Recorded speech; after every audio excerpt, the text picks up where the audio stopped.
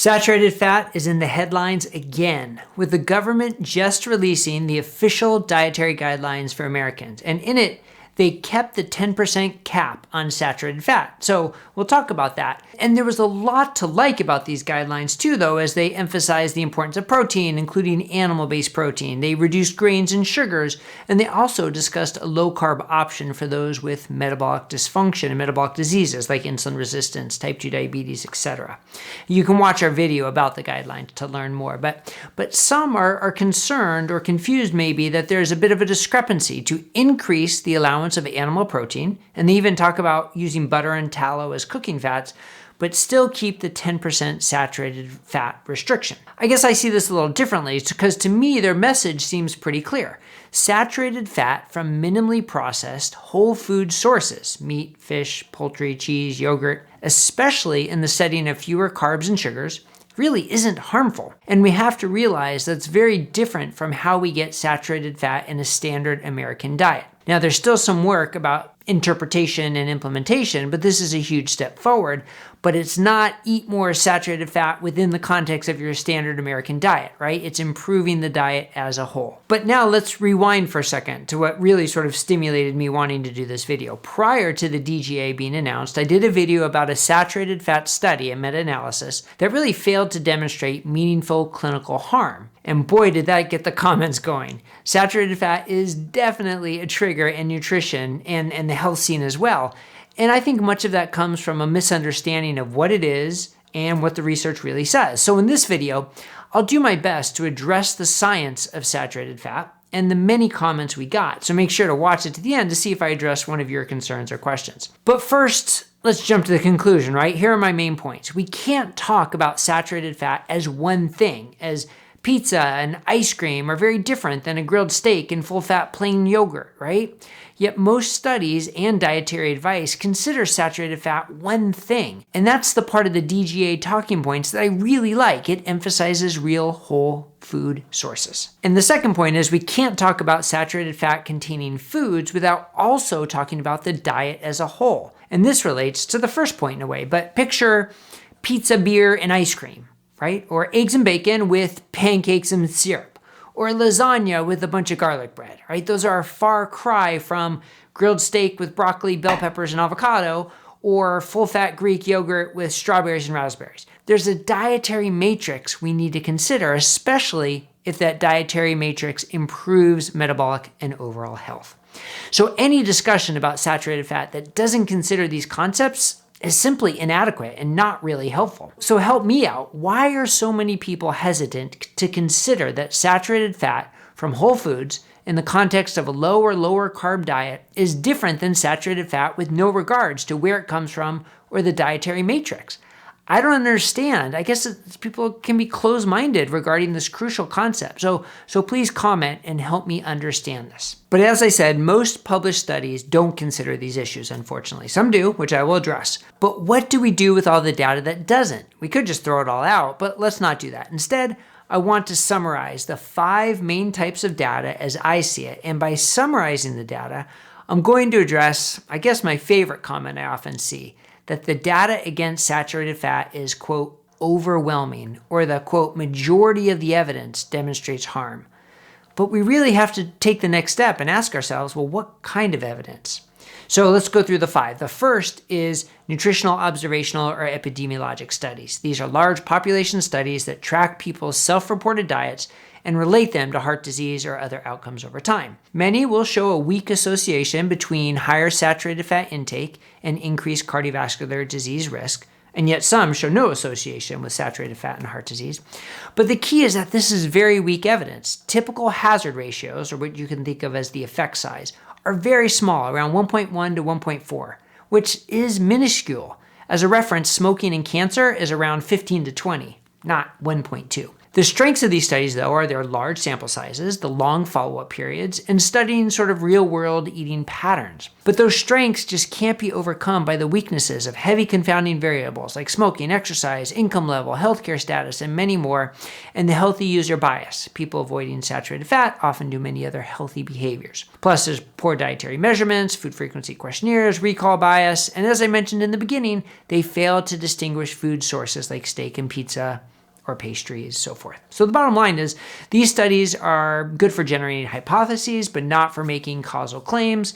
Much of the concern about the saturated fat originates here, that the overwhelming evidence points one direction, but the evidence is weak and inconsistent. The second type are the mechanistic and surrogate marker studies, almost all LDL focused. These studies examine how saturated fat intake affects biomarkers like LDL cholesterol, not clinical events. On average, they tend to show higher saturated fat intake can raise LDL cholesterol in many, but not all people. But again, these studies usually fail to consider the whole dietary matrix. So the strengths are they're mechanistically informative. They often have controlled feeding design, so we do know what the subjects are eating.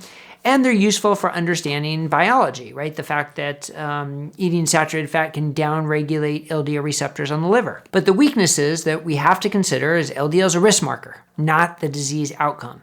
And most studies fail to capture total cardiovascular risk, and they often ignore metabolic concepts such as insulin resistance, triglycerides, HDL, inflammation, etc. The bottom line is that these studies explain how saturated fat may affect cholesterol, but do not prove it causes heart disease, especially without considering metabolic health. And when it comes to the clinical application of this information, I'd say that's super easy to check. If you're worried about LDL, that's fine. You can test it.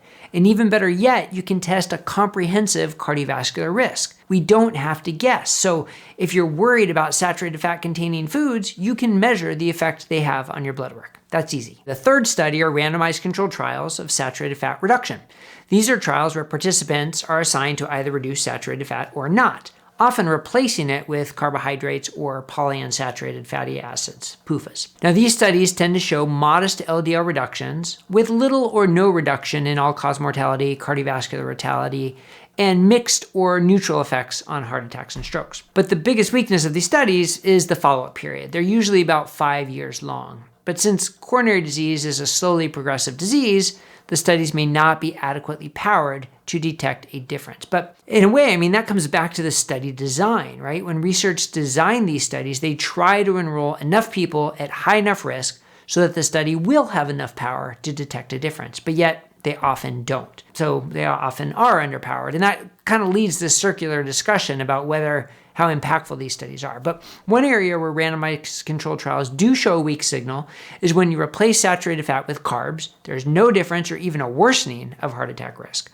But when you replace it with PUFAs, there's a small signal towards benefit. And again, this shows the importance of the dietary matrix. But as an example, when you look at that meta-analysis I covered in my previous video, they looked at the studies that replaced saturated fat with PUFAs, and all but one study cited showed a high risk of bias. A high risk of bias, not moderate, but high. So again, that doesn't completely invalidate the data, but sure does reduce its strength and reliability. So the bottom line is that RCTs do not consistently show that lowering saturated fat improves hard cardiovascular outcomes, especially when the replacement nutrient is carbohydrates, and low-quality data suggests a small benefit when replacing with PUFAs. But again, what about the dietary matrix? What about the source of the saturated fat? Not really considered. Okay, we're down to the last two types of evidence, so hang in there, and then we'll get to some more of the comments. So fourth is food-based RCTs and cohort analysis. These are studies that examine saturated fat by the food source, like specifically dairy or specifically meat or chocolate. And these tend to show saturated fat from whole foods, dairy, unprocessed meats, and chocolate are often neutral or even beneficial. And that's right.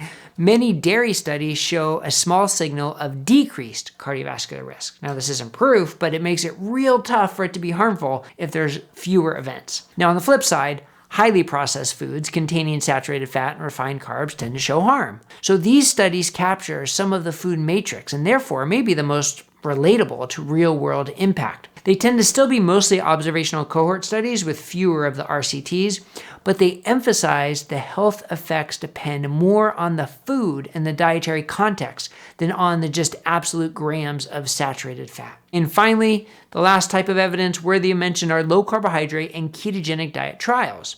These are interventional trials where saturated fat intake often increases because there's no limit on it and carbohydrates are reduced. And the type of saturated fat changes from processed, combined fat and carbs to whole food, natural fat sources. So these studies reliably show improved triglycerides, HDL, insulin sensitivity, often with no increase or even reductions in ApoB and LDL particles, and improvements in multiple cardiovascular disease risk markers, despite higher saturated fat intake. So I guess you can say these studies demonstrate that source of saturated fat and metabolic context really matter. But really, none of these trials are powered for long-term cardiovascular events. So again, they're surrogate trials. And we have to say there's a small subset where LDL does increase quite a bit with an unclear impact to overall health. And here we have gotten some comments about the keto CTA study, and what appeared to be rapid progression of plaque. But if you followed this study and sort of the saga around it, you may have seen new data analyses released from the authors demonstrating clear irregularities with the initial Clearly dataset that don't match with the other 3 datasets, demonstrating much slower progression or even regression of plaque. So we have to be careful how we interpret that initial data, and there's a lot more to come from that study. So the bottom line is the low-carb and keto trials challenge the idea that saturated fat is inherently harmful and further reinforce the importance of dietary matrix, and especially a low-carb diet. So I'd submit that this quote-unquote overwhelming majority of evidence, or the totality of data, or however you want to say it, suggests that saturated fat is not a universal toxin. Its health effects depend on the dietary pattern, the specific food source, and perhaps even the metabolic health of the individual. So what do you think? Leave me your comment about this breakdown of the data. I'd love to hear from you, but don't worry, we're not done yet. There's still some more engaging comments from the prior videos that I want to address. One is saying that encouraging saturated fat intake is the same as saying it's okay to have high LDL or ApoB and just not worry about it. While I admit this is a complicated topic, the discussion is about saturated fat, not LDL. And it's not about everyone adding more saturated fat to your standard American diet. It's about allowing saturated fat containing foods as part of a healthy overall whole foods diet. And the assumption that LDL automatically goes up is just wrong. Some will even point, though, to the mechanistic studies I mentioned showing reduction in liver LDL receptors with saturated fat intake. And sure, but as I mentioned, all you have to do is look at the keto and low-carb studies with unlimited saturated fat, red meat, full-fat dairy, chicken thighs, etc., cheese, well above the 10% threshold. And on average, those studies show no increase in LDL or ApoB. And given the dramatic metabolic benefits of the diets, the calculated cardiac risk actually goes down despite more saturated fat. So I believe it's kind of medically irresponsible to say saturated fat is dangerous across the board and everybody should restrict it, because we're then denying individuals the opportunity to improve their metabolic and overall health with whole foods, omnivore, low carb, and keto diets. That doesn't mean everybody should eat this way or that it has to be high in saturated fat, but we can't responsibly deny people the opportunity to do so. This next one is a little off topic, but I couldn't ignore it. The "he must be selling something" comment. I love this one. I kind of wish I was selling meat in a way. I've spent some time working on a cattle ranch, and I kind of find it magical. The fresh air, the rolling grasslands, me on my horse helping move the cattle. But that's a story for another day. I guess for this comment, they missed that whole thing about Metabolic Mind and Bazooki Group being a nonprofit. You won't find one item for sale on any of our sites, so sorry to disappoint you. Okay, but back on topic. That was a bit of a diversion. How about the comment that the plant-based diet is the only diet proven to reverse heart disease? For this claim, we have to go back a couple decades to Dean Ornish's study published in Nature and often cited for this claim. But this was not a diet study. It was a multi-modality intervention study with smoking cessation, exercise guidance, community connection, stress management, and even increased medical therapy, and also a low-fat vegan diet. So you can't claim any of the outcomes were from specifically the vegan diet. That's just not possible. So that kind of goes out the window. And following that, we also get comments about the blue zones being low saturated fat. Well, as we've recently learned, the blue zone reports are full of holes and poor documentation and conspiracies. But even beyond that, you have to consider the amount of goat milk and lamb and pork and cheese that they eat in Sardinia and Icaria. So it's not vegan and is not devoid of natural whole food sources of saturated fat. All right, and finally, one commenter said that all this advice is just kind of useless and you should do your own blood test, get a carotid scan, and see for yourself that saturated fat is bad for you, is how they worded it. And I agree. And I would even add a calcium score or a CT angiogram if you have access. But here's what I don't get. How can you say we all need to individualize testing and we should all eliminate saturated fat at the same time? Shouldn't we test ourselves and eat the diet that keeps us healthy, that we enjoy and can sustain?